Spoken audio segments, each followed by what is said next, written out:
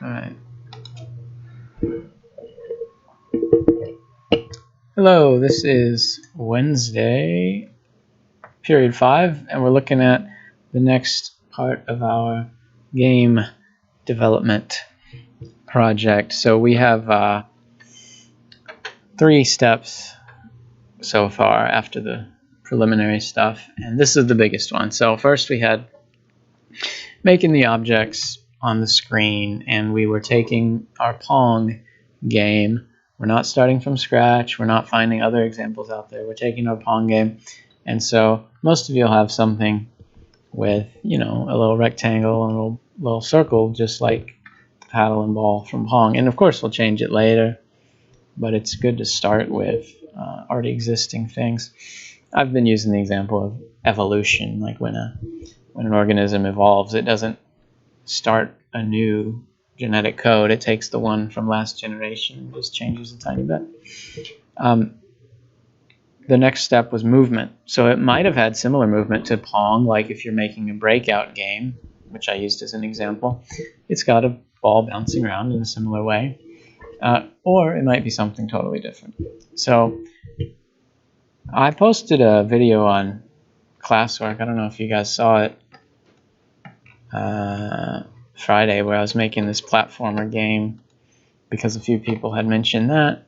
And the movement for that is different because you're viewing it from the side, and so you have gravity, and when I made that, it turned out to be really easy. It's like 3 or 4 simple functions that they're all, a couple lines each, and they fit on the screen. So what I did was there's a walk, so you can move left or right, and that's the same as Pong. You can move your guy with keyboard if you set it up that way. And then you have a jump, which gives you a velocity. That's it. Then you have a fall, which is the gravity pulling you the other way. And that activates when you jump, but also in other situations, like if you walk off an edge or if you spawn in the air and then fall down to earth.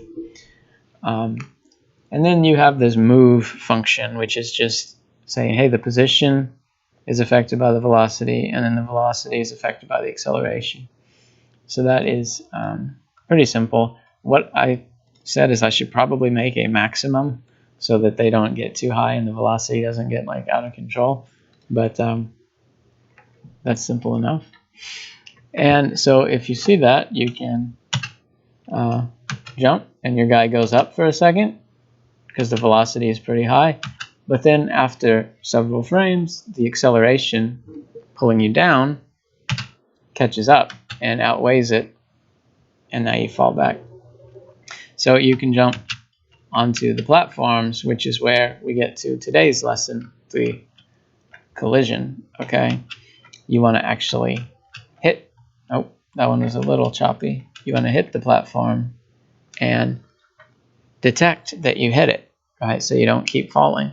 This fall has nothing to say when it stops, except this function here. So I made one called grounded because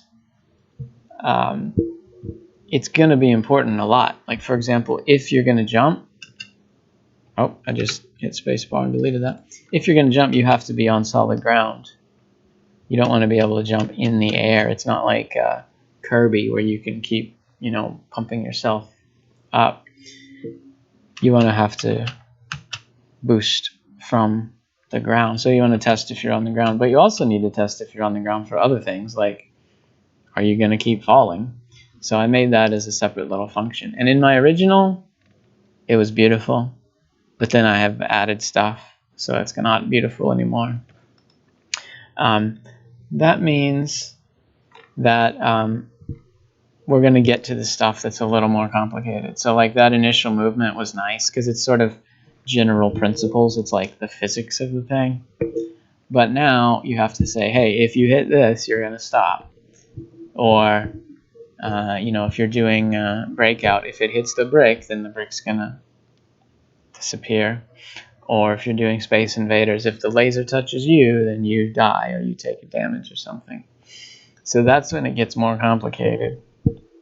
And it's harder to do with general principles. It's harder to just say, like, here's the way this thing works in all situations. That's the goal, to get there, you know, but you can't do it right away. So what I did was I took my initial stuff I had and we're adding to it. So if you're on a platform, it's about the same as being on the ground, right? Like, you don't fall and you have the ability to jump. And so I'm going to add that to the grounded stuff over here, which is nice because this doesn't have to change. All this nice, simple physics stuff is getting new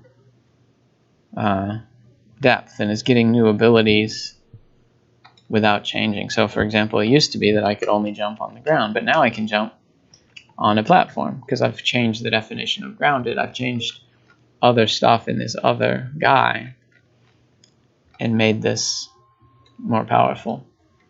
So that's our kind of general approach. We're going to have things modular so that, like, this grounded function can be improved and improved and improved, meaning that all the functions that use it will also be improved and improved. If I had the code to, like, test for it here and then also here and then also here, it would be a bunch more lines, and it would also be a risk for what if I change one but I forget to change the other and they don't match and it's a big mess.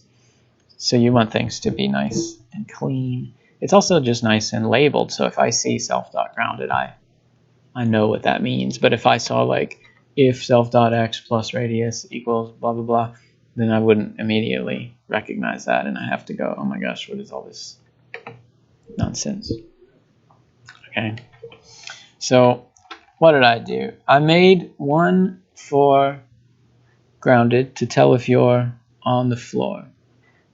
Then I added something for the next platform, or the first platform, which is like, hey, if you're on that, that also counts as being grounded. So I added the code for testing if you're on this line, which I have to know the x and the y and blah, blah, blah.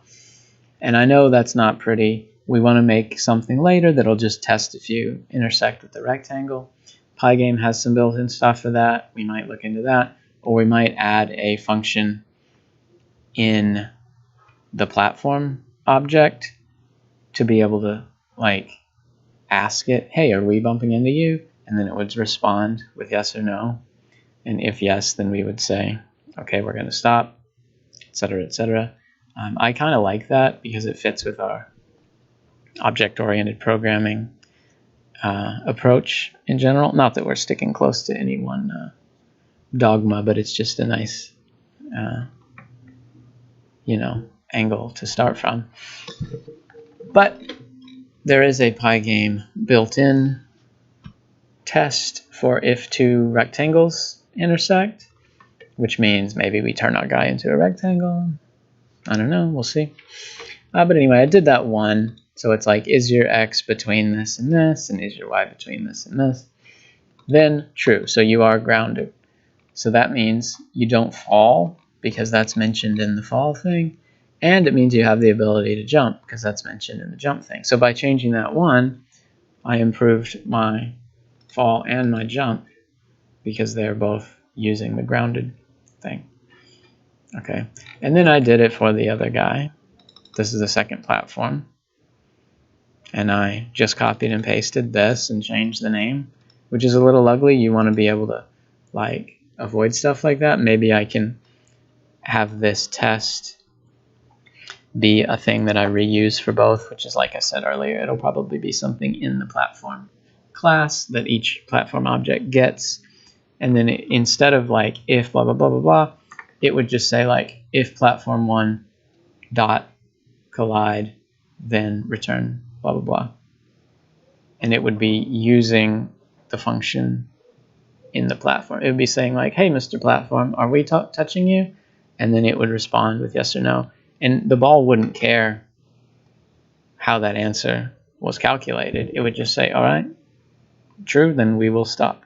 We will not move anymore. However, one thing that happened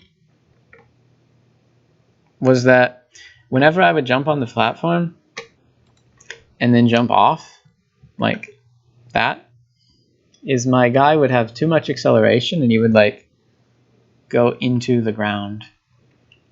Especially if you were on the high one and you jumped, like from all the way up there, it would have acceleration build up more, and so that it would go so much per frame that by the time it checked to see if it was in the ground, it was already in the ground, and it would like literally make a hole in the ground. I can show you maybe by turning that part off. We'll see if this shows. It's already making slight dents. You see that? Whoop. See how that happened? And now it's like carving a ditch because the acceleration was getting too high. Oh, now it's digging into the platforms too, but it's not making them disappear because they're drawn a little differently.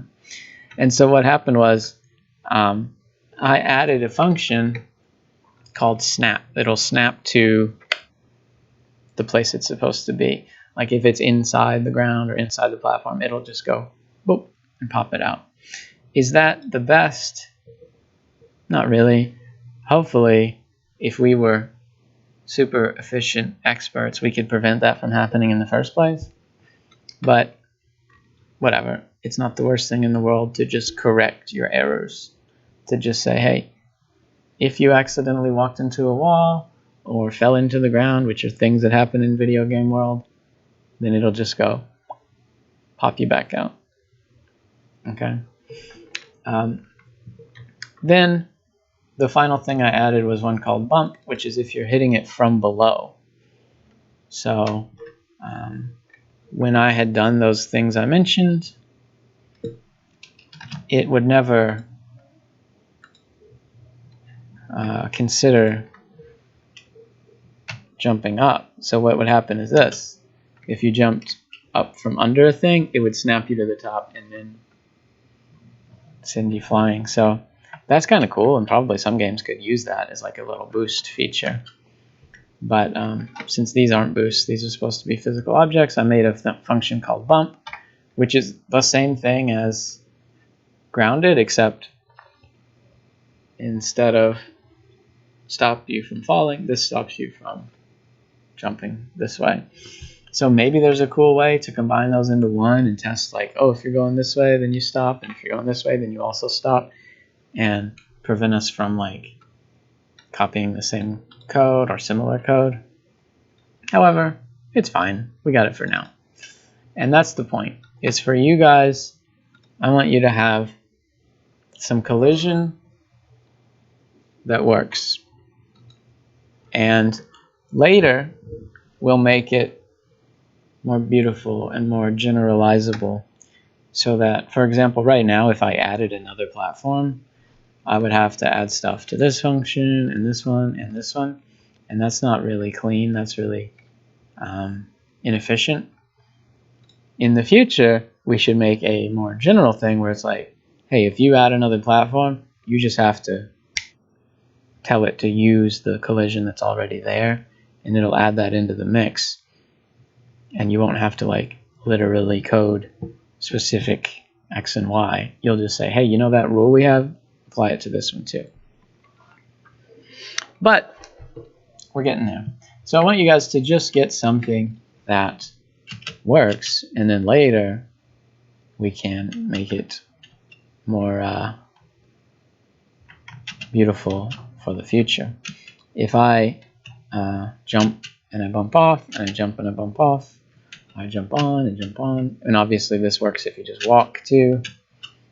That's why the fall thing being separate is nice, because all of them apply. And by the way, I think I have my guy spawn in the air just so you can watch him fall at the beginning of each one. Yeah, you see that? So that is your assignment, is to make, once you got your objects, then you got to move a little bit, then you get to see what happens when they bump into each other. Now, after that, you'll finally have a game that quote-unquote works. Okay, it's not done. It's not even close to done. It's not even like alpha stage of testing, but it's a thing that you can say plays, you know. If it's just an object, that's not quite a playable thing. If it's just moving, that's not quite there yet. But if it's like, oh, you can land, or you can shoot a laser, or you can put a puzzle piece into your slot, or you can have the breakout brick disappear when you hit it, even if there's just one. That's like a super early prototype that you could show as like, this is a thing.